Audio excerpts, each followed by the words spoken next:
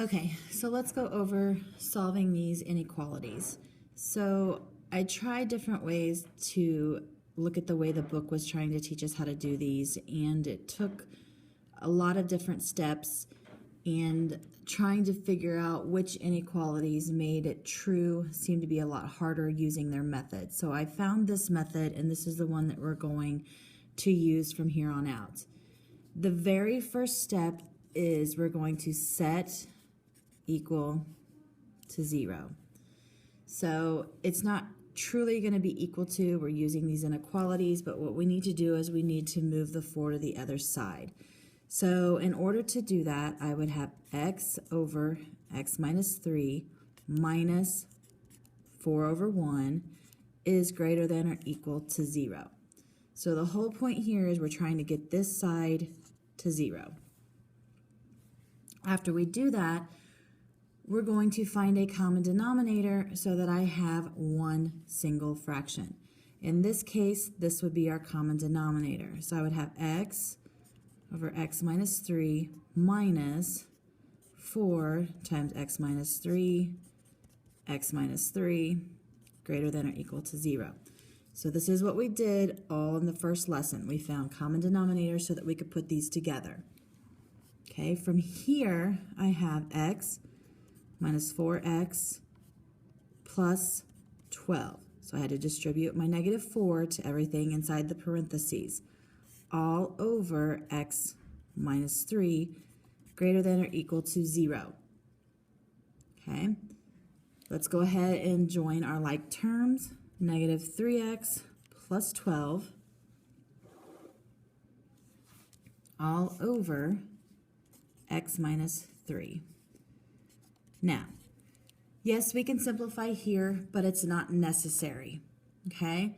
So from here, the next step that we're going to do in this process is we're going to set the top equal to 0, okay? So we're going to do negative 3x plus 12 equals 0. We're going to subtract the 12 over, so negative 3x equals negative 12. Divide by negative 3, x equals 4. Okay?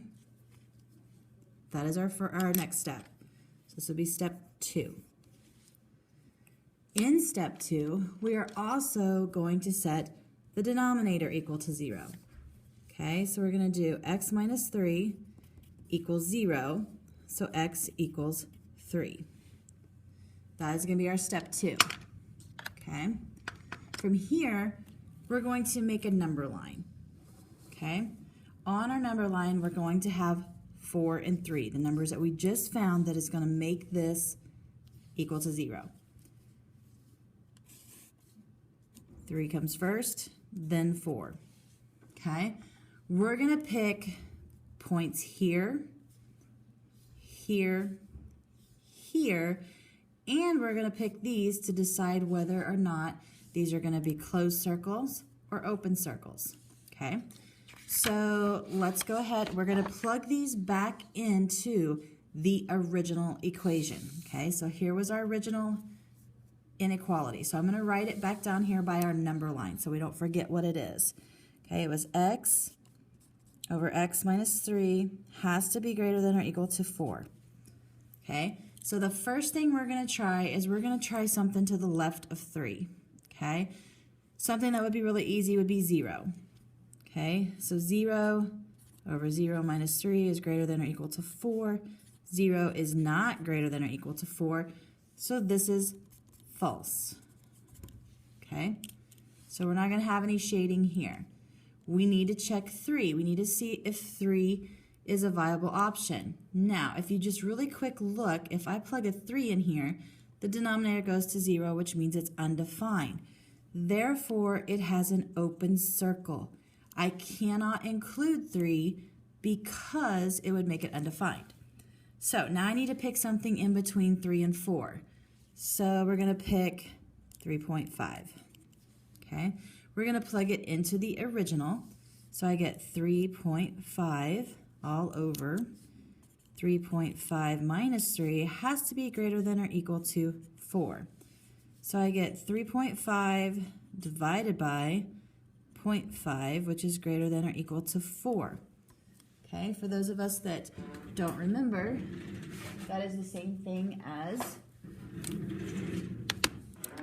okay, so let's go 3.5 divided by 0.5 equals 7. Okay, is 7 greater than or equal to 4? Oops, I'm off the screen. Okay, that is a true statement. So this part is true. Okay, now we need to try the 0.4. Plug it in here.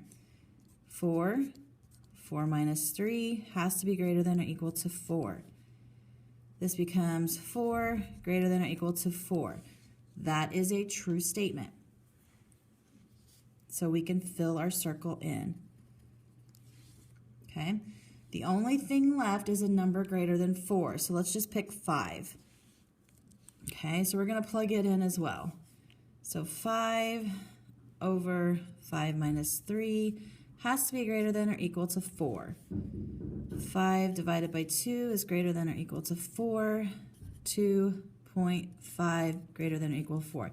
This is a false statement. So we're going to write false right here. Okay?